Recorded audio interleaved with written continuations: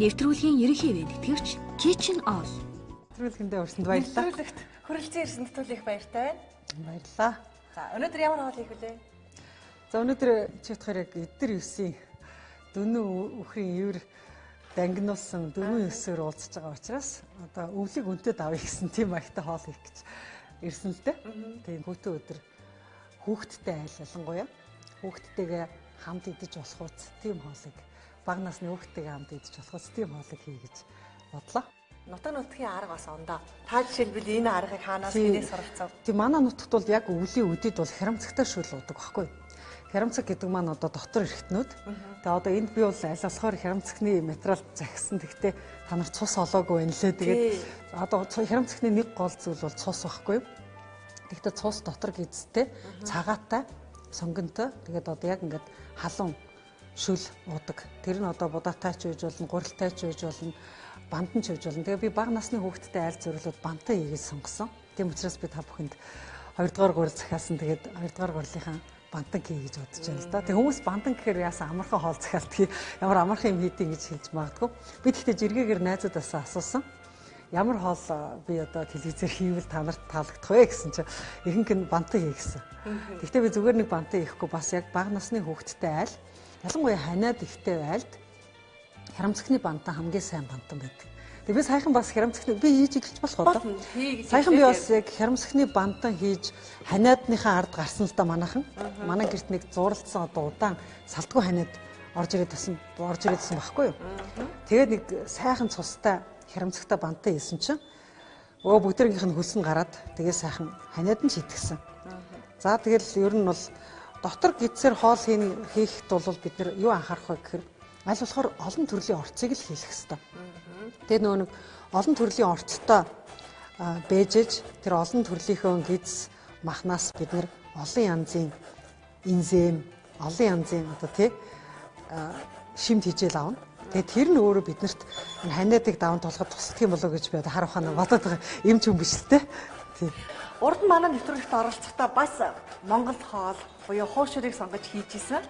Тэр үед бол та улсын хурлын гишүүн байсан. Тэгсэн мөлөө. Тэгсэн. За. Одоо энэ жил бол улсын хурлын гишүүн биш. Гэхдээ эмээ болсон гэдэг бас нэг шин мэдээтэй байгаа шүү дээ. Ааха. Тийм учраас бантанг сонгосон болов гэж би бас дотроо бодсон. Тэр яг үнэ. Яг тэгвэл би одоо хоол хийх болгондоо энэ миний 2 настай зээд таарах болов таарахгүй болов гэж боддог болсон.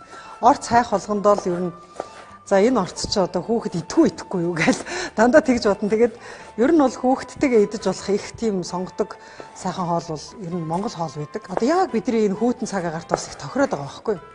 Тэгээ энэ тохирсон хүүтэн цаг агаарта ялангуяа энэ хүүтэн өвлийнхөө улиралд бол ер нь Монгол хоолыг түлхүү идэж явах хэрэгтэй гэж би бодоод байгаа. Тэгээ манай зээ бол одоо миний гарын банданг их дуртай идэнэ. Заадах чинь зарим юмныг бол баба гэдэгдгөө. Ялангуяа их эдрийг танихгүй юм нэг хоолнд танихгүй зүйлийг зэрэг оруулчвал хүүхэд иддэг. Хүүхдэд ингээд хоолнд дуртай болохын тулд нэг шин зүйлүүдийг ингээд аажмаар танилцуулах хэрэгтэй юм шиг байна. Тэгээд нөгөө заримдаа бид нар чинь өстө энэ гоё юм чинь гэл янз янзын юм авч байгаа л янз янзын юм зэрэг хийчихдэг штэ хоол руугаа тий. Тэгэхээр хүүхэд идэхэ болчихно. Тэгээ хүүхэд бүгдээрэнд нь дургу болчихно. Тэгэхээр зэрэг хүүхдийн айгуу дуртай иддэг юмыг багаар нь идүүлж хагаад тэрэн дотроо нэг танихгүй зүйлийг туршилтаар оруулж хагаад тэгээд энэ дуртай байна уугүй вэ гэдгийг харах хэрэгтэй байхгүй. Тэгэж нөгөө хүүхдүүдэд жоохон хоолнд танилцуулна. За өнөөдрийн энэ бандд бол бид нар болно ингээд нөгөө харамцагны маань гол зүйл бол жонгоо юу хоёр гэдэг байхгүй цус хоёр. Тэгээд тэр жонгон чалга цусан чалга. Гэхдээ илгээр бол бас энэ амтыг бас жоохон нэмж оруулъя гэж бодоод би илгнээс жоохон томоохон өшгөлж. Шүсний амт бас нэлээд сайн орж өгөх гэх тийм. Тийм тэгээд дотор өөх захилгаагүй яг сүүлийн өөх згсэн. Хүүхэд бол бас нөгөө нэг бид нар ч хүүхдэд зориулж энэ хоолыг хийж байгаа учраас хүүхэд бол бас тийм айхтар өөх идэж өгдөхгүй.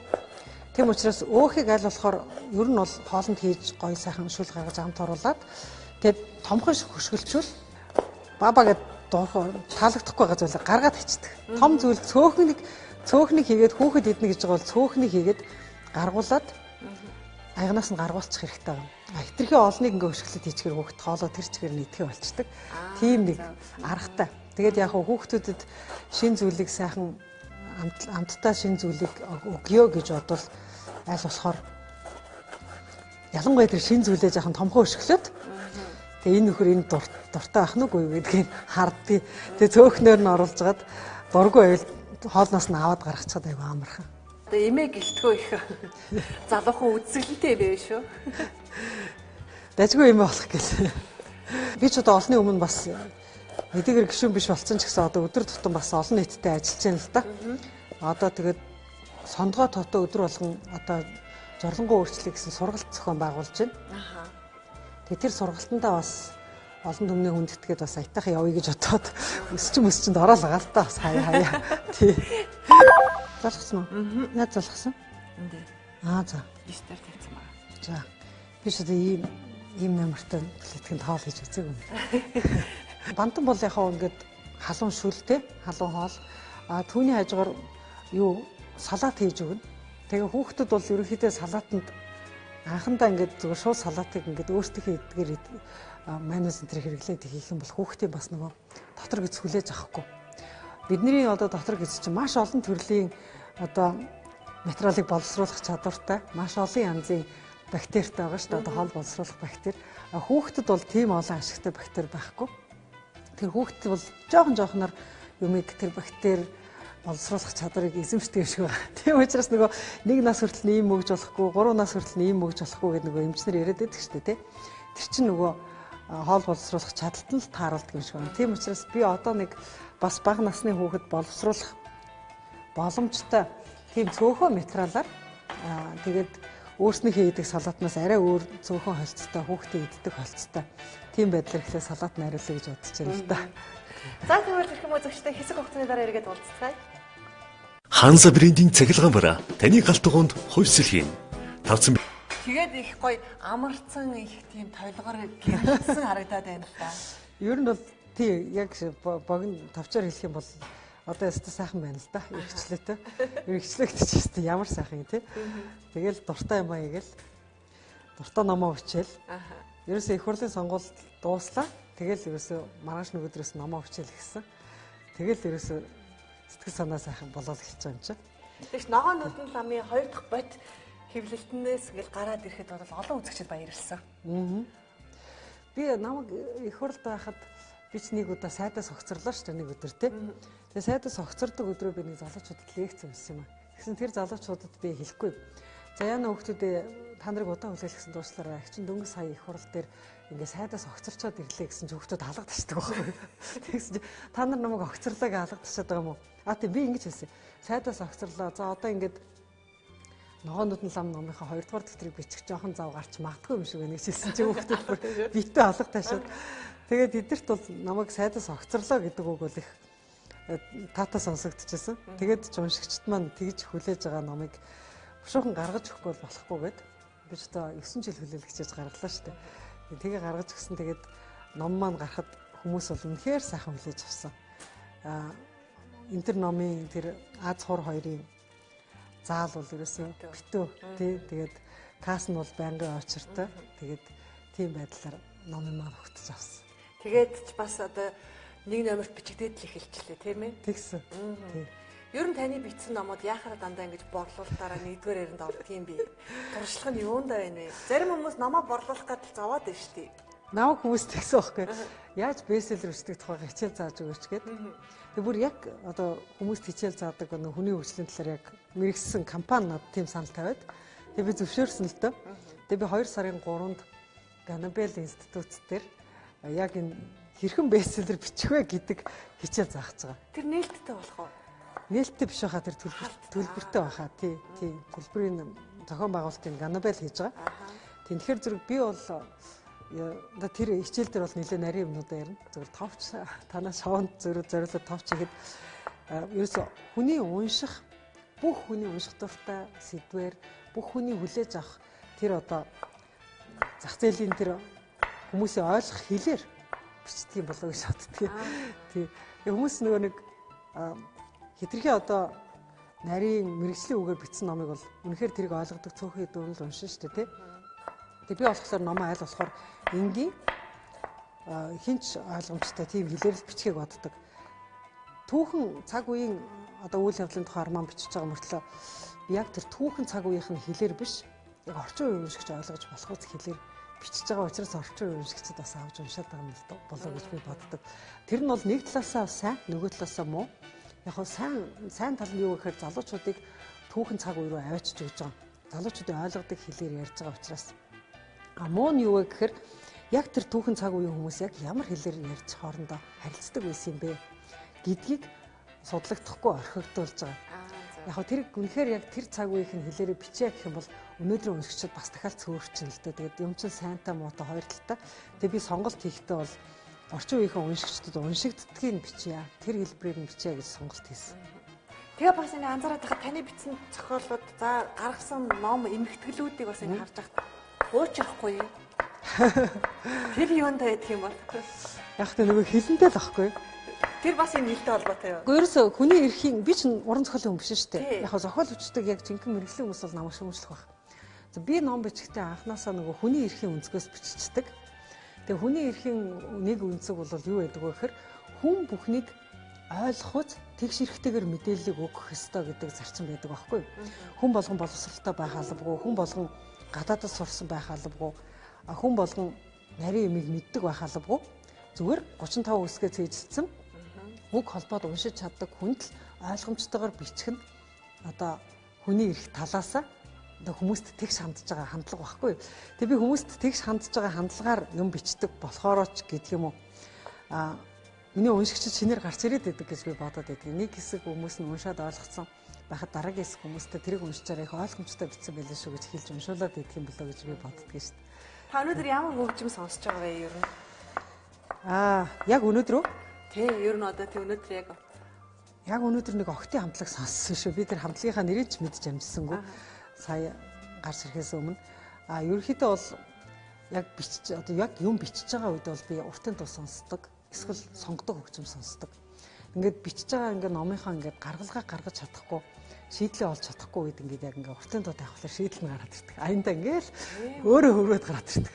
Тэгээ нөгөө манай охин өчигдөр нөгөө 60 цагаан өнөг уншиж байгаа байхгүй. Тэгэнгүүт хэлж байгаа байхгүй. Ээж таныг энэ номыг бичсэн гэхээр надад итгэлгүй санагдаад байх юм. Танд энэ номыг зүгээр дээрээс хэлээд өгсөн юм шүү. Та өөрөө ингэж зохиож өгч чадна гэхээр надад нэг л итгэлгүй санагдаад байх юм гэж байгаа байхгүй. Тэгэд тэр нөгөө дээрээс хилээд өгсөн юм шиг өгүүлбэрүүд чи ямар үед гарч ийнө вэхээр яг тэр гой хөгжим сонссон үед л гарч байгаа юм л да. Зарим хүмүүс намайг хэлээд байгаа. Чи нэгдүгээр дэвтэр дээрээ бол утга зохиол талаас ялангуяа найруулга талаас бол их алдаатай бичсэн байсан. Их дутууд өлмөг өгсөн байсан. Үйл явдлаар хэтэрхий хөөсөн байсан.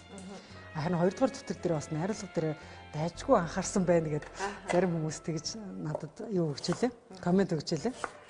Тэгэхээр ер нь таны бүтээлүүдийг харж байхад их ритм сайтай.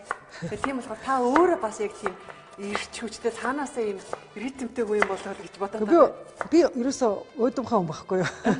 Ерөөсөө юмыг хурдан ойлгоод мартаал тий. Тэгэл эсвэл нөгөө олон төрлийн юм зэрэг хүлээж авч сонирхолтой байх гэлээдэг хүн байхгүй. Тийм болохоор би нөгөө нэг төрлийн мэдээлэл хэтэрхий удаан өгчвөл хүмүүс яг над шиг ингээд бас өөдчихнэ гэж бодоод байдаг. Тийм учраас ингээ өөрөө биччихсэн юмнасаа бараг өөрөө үзэгдлээс өөдчихдөг байхгүй. За энэ хэсгээр би хэтэрхий удаан биччихлээ гэл тэр өгүүлбэр чи өөрөө дуусгах гээд ундаг байхгүй. Тэгэнгүүт нь дуусгаал сонирхож байгаа өөр сэдвүүрөө бичээл ингээд холиод явцдаг. Тэгээд нэг үзэгдлүүдээ ингээ холиод явчихаар уншиж байгаа үндэ ч гэсэн тий сонирхолтой. Яг тэр арга барил өнөөдөр бас яг манай нийгмийн бас залуучуудын өнөөдөр их юм маягт таарад зогцоод байна л да. Тэгдэх юм бэлгүй залуучууд бас гайгүй яадаг штэ. Дуртай уншаад идэг штэ ер нь нөхөд тахгүйгээр. Тийм залуучууд ч гэлтгөө бас ахмадууд ч уншиж байгаа. Бас ахмадууд бол сэтгэлдээ зөндөл хийж байгаа штэ. Тэгж байгаа. Надад өчигдөрхөн нэг нэлээ ахмад хүн уцтаж сэтгэлдээ хэлсэн шүү. Оюун гэрлээ чиний энэ номыг ч уншлаа. Бүр хөөрхөн болцсон байх шүү. 3 дугаар дэвтэрээр хийцээ гарах гэсэн уцтажсэн. Нэрээ 3 дугаар дэвтэр хийцээ гарах юм. Одоо тэр тухай бодож ч эхлэегүй шүү дээ. Тий. Анх тэр ногоонууд нь ламыг олон улсын зах зээлд гарганаа гэж бас нэг ярьжсэн та. Тэгжсэн. Тэр ажил юу болсон? Түрүүчээс гарсан. За. Энэ жил анх удаа 2017 оны 11 сарын 2-нд одоо Франц хэл дээр нээлттэй хийсэн шүү дээ. Ногоонууд ламын 1-р дэвтэр одоо Франц борлогдож байгаа. Саяхан Франц элчин сайдын яамнаас захиа ирсэн байлээ. Таны номыг авч бид нар хүмүүст бэлгэлж байна. Тэгээ үндснийхээ энэ бас соёлын бүтээгдэхүүнийг те гадаадын уншигчдад бэлгэлдэг болж байна. Тэрэндээ их баяртай байна гэсэн захиа ирсэн л дээ. Тий. Хамгийн гол нөгөө нэг дэлхийн нийт маань монголчуудын талаар бас судлах, үзэх, за тэр хэв маяг амьдралынх нь өрнөлийг бас тэнцэнээс харах нэг цонхол болчихж байна шүү дээ. Ер нь бол хүмүүс ингэдэм юм. Дэлхийн хүн болгоно дэлхийд бол олон улс байгаа гэдгийг мэддэг. Тэгээ тэр улсын туг талбай, газар зүйн байрлал, газрын зургийг л мэддэг. А тэгсэн мэт тэр улсын яг уран зохиолыг уншиж ээж, тэр улсын тухай киног нь үзэж ээж, тэр улсын хүмүүс яаж амьдрдгийг гэдгийг мэддэг юм байна. Хүмүүс яаж амьдрдгийг гэдгийг мэдсэний дараагаар их ойр дотн санагддаг юм байна л да. Тэр ойр дотн санагдуулах үйл явдлыг яг энэ юу хийж байгаа байхгүй, уран зохиол хийж байгаа байхгүй. Уран зохиол бүтээж өгч байгаа байхгүй. Тэрүүгээрээ энэ ногоонууд нь ламын бас олон улсад гарсан одоо монголчуудыг хүмүүст ойлгуулж өгч байгаа юм болоо гэж бодож байна. Би нөгөө бас Францд амьдарч байгаа нэг хүн ярьсан байлаа найзтай. Одоо 10-аад жил энд амьдрахтаа ингээд нэг хамт олонтой нэг тоогдож байгаагүй. Тэгсэн чинь ногоонууд нь лам гарцсан чинь намайг их тоодог боллоо гэж хэлсэн гэсэн. Тэгэхээр зэрэг тэрийг бас хүмүүс шууд нөгөө Монголыг ойлгож эхлэхгүй тийм тэр монгол хүнийг бас ойлгож эхлэхгүй түүхийг нь. За наа ч одоо буслаад эхлэе те халбаг хаана. За ингээд уул нь ингээд биш те. Таван цул маань их сайхан нарийн гизтэй, жонгоотой, цустай ингээд гүзээтэй байвал энэ шүл нь их гоё тийм хүрэн бор шүл гарч ирэх хэрэгтэй байхгүй юу? Одоо бол энэ нэг гадар махны шүл шиг жоохон тунгологдуу шүл гараад байна. Гэтэ яг зүгээр буцлаг, жоохон сайн буцлаг. За энэ салаатны навч цөөхөн орсон. 3 хаан ширхэг салаатны навч орсон. За энд бол нэг тал алим орсон. За нэг талаас арай илүүхэн апельсин гэж үсээ тавьчлаа. Үгэрцэн нэг ширхэг ийм үгэрцэн орсон. За тэгэл одоо нэг талын тал сонг нь хийх гээд л би өшгөлөд байж байна л да. Тий. Ер нь бол багахан шиг материалтай мөртлөө амттайхан шиг хоол хийх гээл үзээд нь шүү дээ. Тийм материалын морц багтай. Тэгэл энэ чинь 3-4 хүнд бол хангалттай. Энэ шил давсалсан үгэрцэн шүү дээ тий. Энийг бол хийн. Тэгтээ энийг яаж хийх вэ гэхээр хүүхдтэй хутгаж авчаад хүүхдийн порцыг авчаад дараа нь хийн. Тэгэхээр би бол хүүхдийн сонирхлыг татах салат хийх гэдэг нь шүү дээ эхлээд. Нөгөө хүүхдийг салат идүүлэх гэдэг нь шүү. Одоо та гэхдээ өөрөө галтгоогоо удирдах гин үү? Ерөнхийдөө бол ихэнхдээ өөрөө удирдах байсан. Гэхдээ энэ 1-р сард бол нөгөө маш их ачаалттай байгаа учраас энэ 1-р сард бол охин маань нас амарцсан. Охин маань галтгоо барьж байна. За одоо ингээ хүүхдэд бид нэр салатыг хувааж идэх учраас бид нар тарг хийж байгаа. Томчууд өөртөө идэхэр бол майонез тэрэнд янз янзын амтлагчаа хийж штэ тийм. Тийм.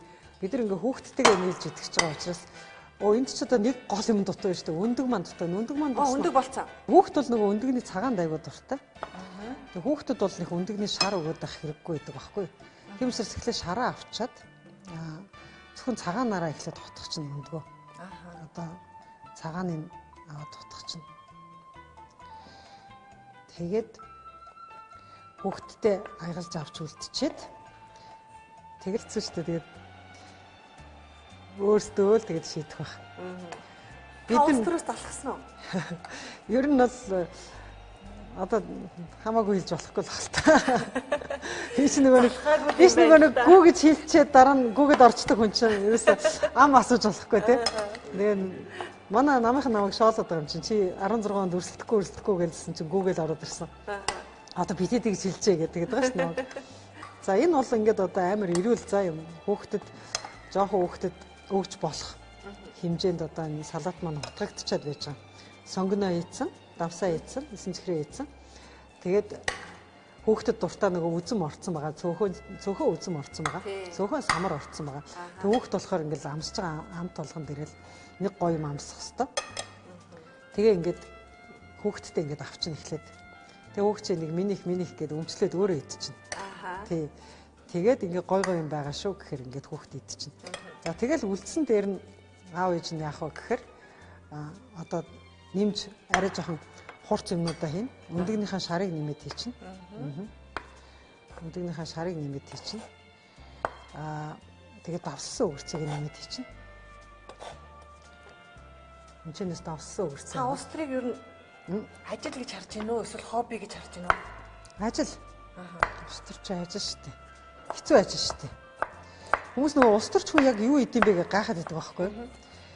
Тэгээ улс төрч хүн гэдэг чинь ер нь бол шүү дээ нийгмийн олон талын сонирхлуудыг нэгтгэхэд олон талын сонирхлуудын дундын шийдлийг олдог тийм одоо ажил واخгүй жинхэнэ ажил нь.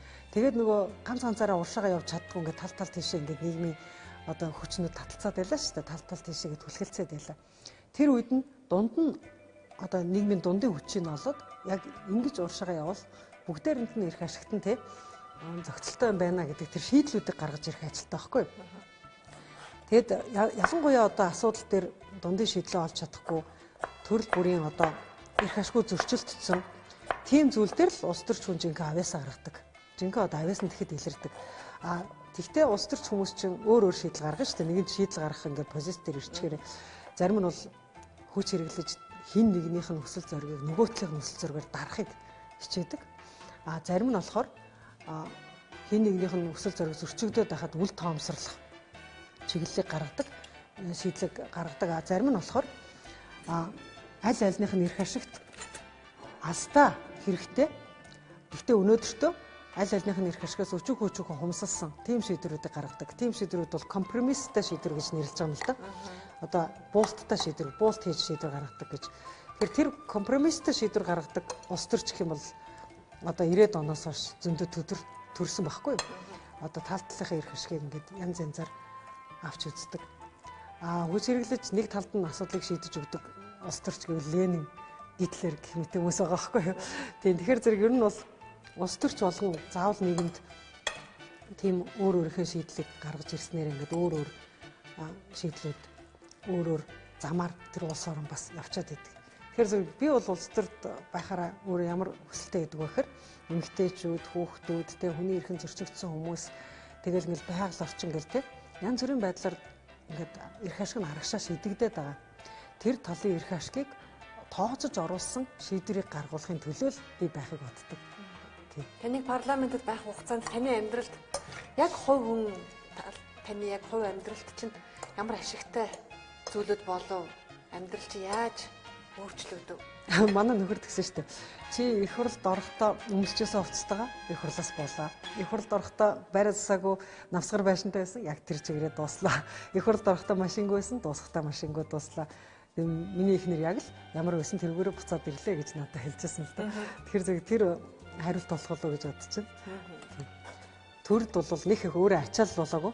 Харин төрд их хов нэмэртэй 4 жил болсон л гэж бодож байгаа шүү дээ. Одоо өнөөдөр манай ард түмэн бол одоо амьдрал нь бол хүнд байдалд орчлоо доо гэдэг сэтгэл танд төрж ийн үү? Төрж байгаа. Одоо бол ажлын байр бол их хомсдсон.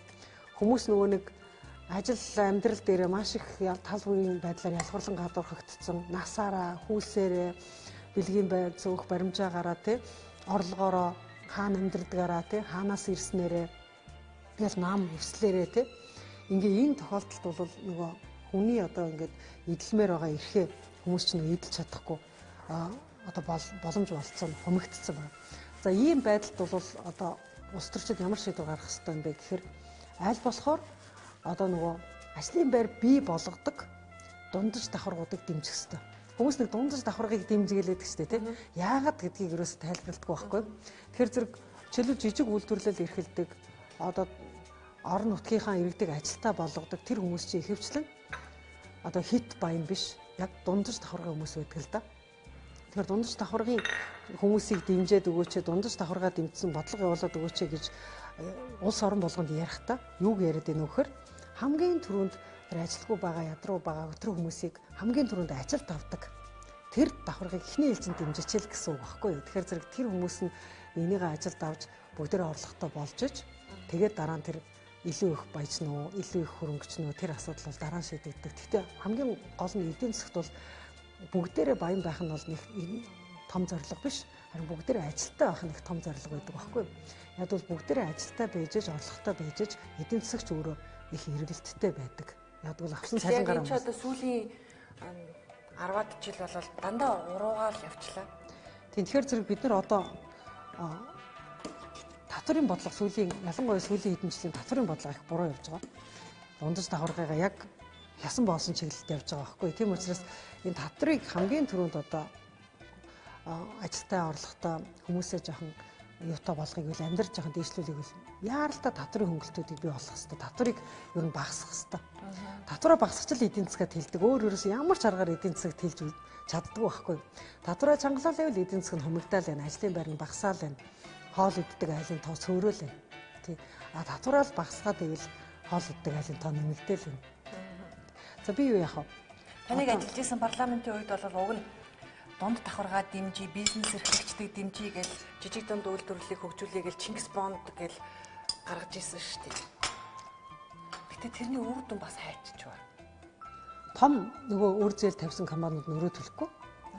Тэр зээлийг нөгөө том компаниудад их хэмжээгээр өгчөж тэгээ өнөө компаниуд нь зээлээ төлөхгүй.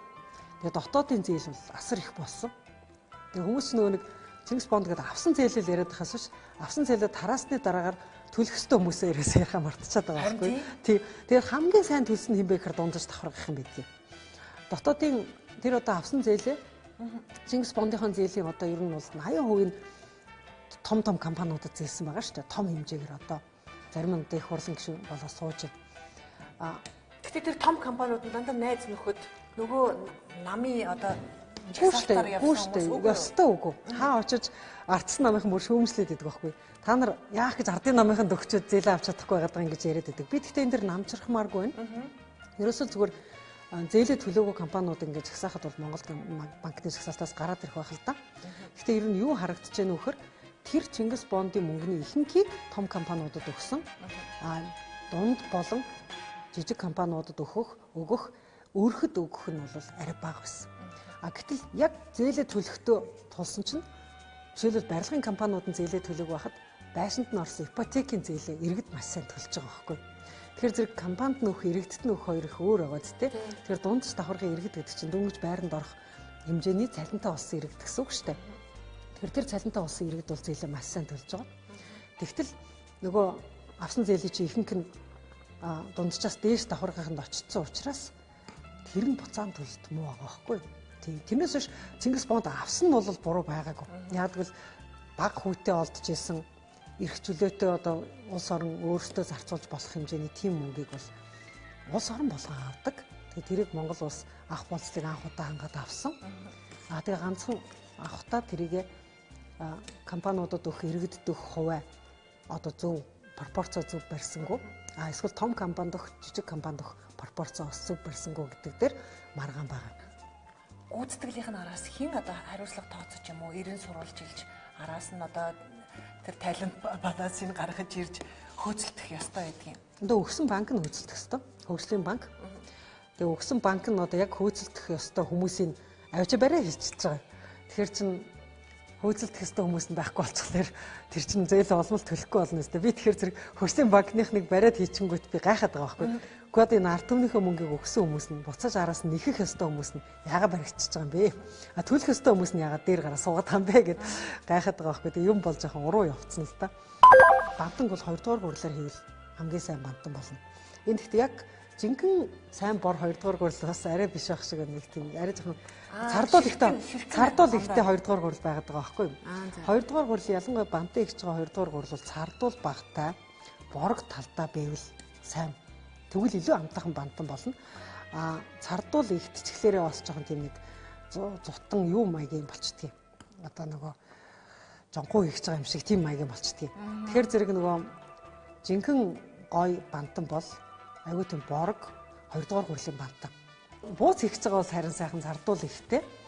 1 дугаар гурил дээд гурилаараа бууц ихэд бол болно. Эсвэл одоо хамгийн сайн цардуултай гурилаа хайж агаад бууц хийн. Яг гэвэл цардуул багтаа бууц чинь ягаад унчин штэ нөгөө ёроолон талаас салаад унчин штэ тийм учраас бууц ихэд дээд гурил бантан ихэд доод гурил хайх хэрэгтэй. Хамгийн борог гурилыг хайх хэрэгтэй. За нэг сайхан үнэртэж байна. Яг нэг шинэ шүл гаргаад тэр шинэ хүн гарсан наадмын шүл шиг санагдаад байна. Тий өнөр нэг сайхан биш үү? За ер нь бол ханиад хүрлээ гэвэл ерөөсөө 5 цолын шүл хийгээл ууччих хэрэгтэй. Ханиадыг бол өстой нам дарна. Яагаад тэгдэм бол? Яг тийм ч олон төрлийн витамин байгаа. Тэгээ хүний одоо нөгөө юуны вэ штэ. Одоо хүний бие организм чинь бас ганцхан төрлийн хоолнд нөгөө имжлэгдэхгүй штэ. Одоо нэгэн заа гэхэд нөгөө гэнэ гэдэг шиг. Ер нь бол одоо энэ юу бол хоол бол аль болохоор төрлийн орцтой байвал хүний биед бүх төрлөөсөө ингээд хэрэгтэй витамин нь очно, хэрэгтэй тэжээл нь очно. Тийм учраас аль болохоор олон төрлийн юм хоолнд холж байгаа юм шиг мөртлөө яг уламжлалт балдангаа хийчихэж байгаа байхгүй энэ нөгөө юу маань. За энэ дотор одоо өшөө юу хийх ёстой вэ гэхээр энэ цагаагаа хийх ёстой. Яг энэ нөгөө эдэр үсийн хүйтнэр хоолндоо дандаа цагаа хийж иддэг. Одоо энэ хөлдөө цагаа шүү дээ дэлгүүрт байгаа. Энэ хөлдөө цагаа чинь одоо жинхэнэ одоо хоолны амтлагч аахгүй. Хоол амтлагч аахгүй. Энэ цагааг ингээ хийчихнэ. Ингээ гашуунд цагаа байх тусмаа болно гоё. Тийм. Ингээд энэ цагааг хийчихнэ. Тэгэл авшаач байсан хийчихнэ. Удаатаашулж байсан хийчихнэ. Энд бол харин ногоотой шуланд нэг ордгоо маа. Удаатаашул хүч будаа. Тэгээд бантан. Авшаанд бол энэ цагаан улстай янзтай амтлагч болно. Энэ бол ямар ч та нар гой дэлгүүрээс авсан соуснаас гой амттай. За юу. Ингэж гой амттай болно. Цагаан гайгүй цагаан хаа. Яг болж байна. Янзтай. За. Өнөөрэнд нь л би ийшээ савруугаа явж орох гэдэг шүү. За одоо ингэж салат бол бэлэн. Салаатанда баг зэргийн сахар хийсэн тийм ээ? Салаатанда баг зэргийн сахар хийсэн, баг зэргийн давс хийсэн, өндөг хийсэн. Ингээд томцоодынхаа порцыг жоохон нөгөө аривчуулъя гэвэл үзмээч нэмж болно, самраач нэмж болно. Ингээд томцоодынхаа порцыг бол хүснээрээ ингээд өтгөрүүлж болно л доо. Хүүхдийнхээ порцыг тэнд авцсан тий. За ингээл ээж аваад бол давслсан юм а бүр халуун цайтай ингээд түүн цай чандсан байгаа тий. Тэр хөвсгөл тайх цай чансан. Сэлэнгийн ийм зөгийн балтай талах бэлдээ тавьсан байгаа. Гэтэ хоолны өмнө ч идэж болно, дараа нь ч идэж болно. Би ч юм жоохон өөхтэй аялж өгөн заа юм. За. Тэгэхээр зөв чи бол өөхийг бол сүүлийн өөхийг бол идэх хэрэгтэй. Уураг тархинд сайн гэдэг байгаа шүү дээ. Тэг иднэ. Оюун ухаанаараа ажил хийдэг хүнд. Танай төрийн бас байгууллага яг ямар үйл ажиллагаа явуулж байгаа? Ерөөсө нутаг орондоо шийдэж болох асуудалд нь гарц гаргаж өгдөг. Тим зөвлөгөө өгдөг, сургалт явуулдаг тим төрийн бас байгууллагад 10 жил болж байгаа. Ерөнхийдөө бол их тим жижиг төсөл хэрэгжүүлдэг байсан. Сүүлийн 10 жилд. Дандаа ингээд яаж олонгоо сайжруулах вэ, яаж ногоогоо тарих вэ энэ гэдэг жижиг төсөл хэрэгжүүлдэг байсан. За энэ жил анх удаа нэг яг улсын хэмжээнд тэр сургалтуудаа улсын хэмжээнд зохион байгуулж байгаа. Тэгээ бид нар жорлонгоо өөрчлөе гэдэг ном бичээд энэ номыг хэвлэн гаргаад тэгээд энийг одоо улс орон даяар сурталчлах сургалтыг зохион байгуулж байгаа. Урд нь бол бид нар орчны эрүүл мэндийн тухай иргэний нөхөрлийн гарын авлага, ажил мэргэжлийн лавлах тойл гэдэг номнууд гаргаж ирсэн баггүй манай сангаас. Нүүдэлчний яриа гэдэг номыг гаргаж ирсэн. Гэтэ энэ номуудыг урд нь гаргаад сурталчлахгүй ингээд сургахгүй орхицсон чинь хүмүүс тэр номыг ерөөсө үзчихэл мартчихад байгаа байхгүй юу. Тэгээ бид нар энэ удаа гаргасан номоо бүр яг улс орон даяар явж сурталчлая. Тэгээд энэ номыг хүн уншаад яг ингээд жорлонгоо өөрчлөх юм бол ингээд бидний энэ жижиг төсөл улс оронд ямар нэгэн өөрчлөлтийг авчирч өгч чадах юм байна гэд ингээд сургалтын жил болгоод энэ жил сургаад явчихсан. Нэвтрүүлгийн ерөнхий вэдгэгч Kitchen All. За ямар вэ? Ястай янзтай. Тийм байна. Ястай янзтай гэдэг чинь энэ нөгөө арц их сайн хамтдаг чинь. Тийм байна уу? За. Тэгээ нөгөө нэг 5 цул. Ястай жинхэнэ нөгөө шин шүл ууж байгаа мэдрэмж маань дээрээс нь тэгээ арцтай болохоор их нүмжигтэй. Тэгээ нэг гой дулаацаад ирж байгаа юм шиг халууд үгээл ирж байна. Дотроос халууд өгч байна. Цаавал ямар да. Ханза. Галтгоонд өрсөлдөгч үгүй. Салаад амсчмаар санагдав. За чи амс. Тэссэнгөө. За чи хүүхдийн салаатнаас амсаад томчуудын салаатнаас нэг амсаад чи давхар амсаадах цаа. За энэ ингээ хүүхдийн салаат цаа юм. За ингээд зөвхөн уурганы яттай уургатай. Энэ хэсэг нь томчуудын салаат. За тэгээ томчуудын салаатнаас дараа нь амс.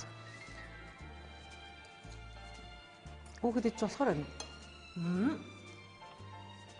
Их амтлаг юм.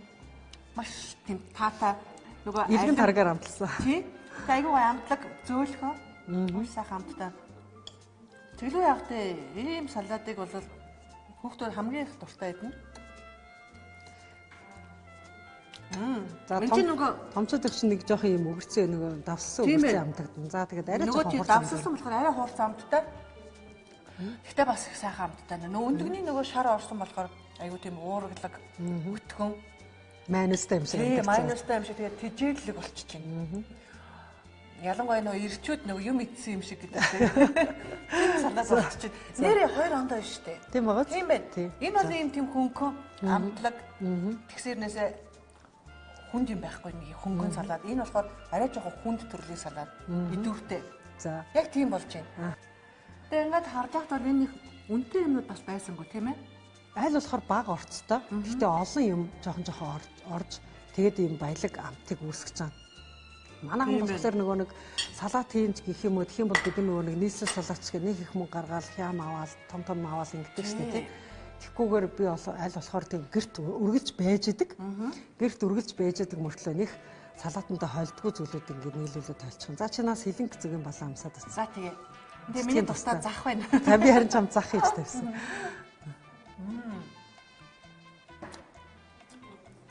Би яг үндэ би барианы оронд зүгийн бал хэрэгэлтэй. Зүгийн балта маасалтай ингэж идэж байгаагүй. Яг зүгийн бол арай үнэтэй байгаа. Одоо жишээлбэл 700 г нэрсний бариан одоо хөвсгөл бариан авъя гэх юм бол 4000 хэдэн төгрөг байхгүй юу?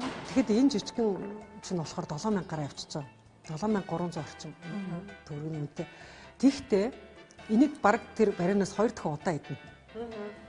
Яагаад тэгэхээр маш нэмгэн төрхөн. Ялангуяа хүүхдэд өгж байгаа бол маш бага төрхөн. Хүүхд бол зүгийн бол их хідэж бас болохгүй. Наачаас та миний олон жил хийж байгаа зүгийн бол энэ компаниг анх байгуулагдахаас нэхлэл зүгийн болоо нийцсэн. Тийм. Амт нь миний идчихсэн зүгийн балнаас ондоо байна. Бид нар чинь нөгөө нэг импортоор ирж байгаа зүгийн балыг бас их иддэг штеп. Ер нь зүгийн балыг цэцгнээсээ болоод өөр өнгөтэй, өөр өтгөрлөлттэй зүгийн бал гардаг. Тэгээ би сэлэнг компани яг ямар цэцэг тарьдгийг бол мэдэхгүй. Гэхдээ надад зүгээр энэ сэлэнг зүгийн бал хамгийн их таалагдтыг би энийг л их олон жил хийчихсэн. Гой амттай. Тэгээ хаяа энэ тасарчдгийг. Яг тэгэхээр тэр цэцгийнх нь ургац нь өөрчлөгдөд энэ компани чинь өөр цэцэг тарьцсан яг мэддэг байхгүй. Заримдаа яг энэ компани ярилцлагатай мөртлөө шал өөр амттай зүгийн бал гараад ирдэг. Тэгэхээр би яг энэ цэцгийнхийг хайдаг байхгүй. Цэцгийнх нь өөр. Их юм сурч авлаа. Та ер нь энэ мэдлгүүдийг хизээ зааванда хаанаасаа ингээд тэгээ мартахгүйгээр энэ тархиндаа ингээд тогтоочвоо. Хоол юм чинь. Гэхдээ хоолоос гадна ер нь танд их олон талын мэдлэг байдаг.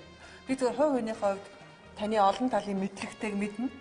Тэр олон мэдлэгийг цуглуулад дээрээс нь хүн чинь бас мартаж санах гэж юм байдаг шүү дээ. Яг өөрт хэрэгтэйдэ гэж бодож цуглуулсан мэдлэг мартагдахгүй байхгүй юу? Жишээлбэл зүгийн бал надад яагаад хэрэг болсон бэ гэхээр би бариан идээд байхаар ходоод өвдөдсөн байхгүй юу?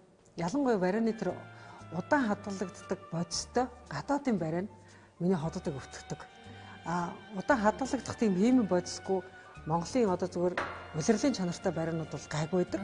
Тэгсэн мөртлөө бас хэтэрхий сахартай байгаад байдаг. Тэгэхээр зэрэг сахар багтай хадгалах тийм хиймэн бодисгүй ямар юм талхан дээрээ тавих уу гэж хайж явж байгаа зүгийн бал олсон юм л та. Тэгээд ерөнхийдөө дараа нь тэрийг зүгийнхэн балыг судалчихж байгаа байхгүй. Яг би зөв юм мэдээд байна уу, буруу юм мэдээд байна уу гэд.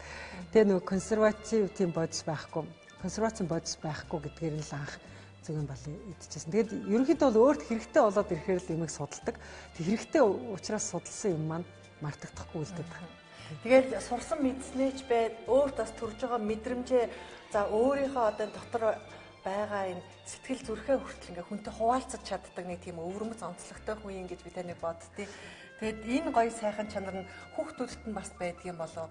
Тэгэл таны хүүч нь бас тэгэл хэрхэн англи хэлийг хурдан сурах уу энэ төр гэж пост бичсэн. Тэгэл видео хийцэн ингээ шеэрлж ах жишээний хүн ер нь ямар нэгэн юмыг бас сурсан тэнчнээсээ бас ололтыг олж харсныгаа бусдад дамжуулдаг энэ нэг сайхан сүлжээч их сайхан юм. Тий би ер нь зис утас шиг амьдрий гэж боддог шүү дээ. Энэ талаас тог ирлээ дээш нь тог дамжууллаа тий.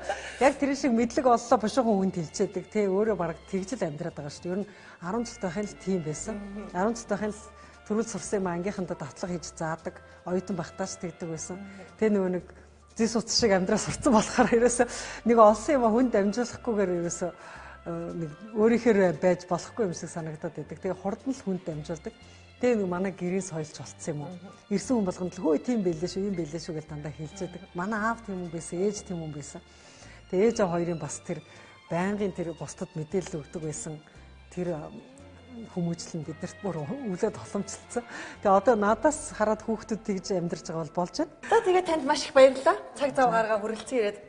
Үнэхээр бас энгийн юм шиг хэрнээ хэрэгтэй хамгийн чухал зүйлийг бас санал болгож энэ хоолыг бас хийж ингээд өөрийнхөө мэдээллээс хуваалцсан танд баярлалаа. Таны гаргаж байгаа зохиолууд ч гэсэн дахиад маш олон хүнд хүрээсэй. Цаашаа дэлхийн нийтэд Монголыг таниулан сурталчлаасаа олон монгол хүний аж байдал, дотоод сэтгэлгээ, амьдралынх нь хэв маягаар одоо тэр сэтгэл нь танигдж идэг гэж та түрүү ярьсан шүү дээ. Тийм болохоор монгол хүний тэр дотоод сэтгэлгээ гал цогийг дэлхийн нийтэд бас утга зохиолоор танилцуулж байгаа явдал бол түл их баярлж байна. За тэгээд мэдээж улс төрд бол таны орон зай байгаа. Ялангуяа одоо Монголын эмэгтэйчүүдийн тэгээд ирч хүчтэй үнэхээр нэг юмыг хийсэн юм аас үр дүнтэй хийчи гэж ингэж чин сэтгэлээ, зүрх сэтгэлээ зориулж явдаг энэ орон зай бол байгаа. Тийм учраас улс төрийнхөө одоо карьерийг битгий унтраагаарай. Тэгээд улс төрдөө бас цаашдаа улам их амжилтыг гаргаарай гэж хүсэн өрөмөр. За. Хайртай бүхэндээ хамгийн сайныг хануу. За Кальцима компани, Кальцима брэнд аруул байгаа. Энэ бол анцтай аруул. За жинхэнэ Монгол хүний зүрх сэтгэлийг бас энэ амсаад л мэдэгдэх болов. За идэж үзег аруул байна. Баярлалаа. Аруул нь бол дуртай шүү дээ, тийм ээ? Дуртай. За энд бас нэг сайхан хамт олон ханаа дэлгүүрийн хамт олон гарын бэлгээ гардуулж байгаа. За цэвэр нөгөө шинэхэн жимсдэгтэй Европын өрсөнд тарьж ургуулсан эко гэдгээр алдартай. За ямар нэгэн химийн бодис оруулаагүй. За бордоон ч гэсэн ирүүл гэж байгаа шүү. Ийм сайхан бэлгээ цогт. Ханза. Галтгоонд өрсөлдөгч үгүй. За тэгээд үзэгчдтэйгээ уулзсан юм чинь бас сар шин болох гэж байна, дөхөж байна тийм ээ. Тэгэхээр танд бас үзэгчдтэй за мөн хөвсгөл аймгийнханд хандаж хэлэх үг байгаа бах. За тэгээд айл хотлороо сайхан шинэлээрээ. Одоо шинэ жил болох гэж байна. Тэгээд тийм учраас эрүүл саруул эдээ ундаа илбэхтэй. Тэгээд их том сайхан онд ороорой гэж ерөөё. Баярлалаа. Эрхэм үзэгчдээ Бон Нутгийн нэвтрүүлэг энэ түрээд өндөрлөж байна. Бидэнтэй хамтарч ажилладаг байгууллага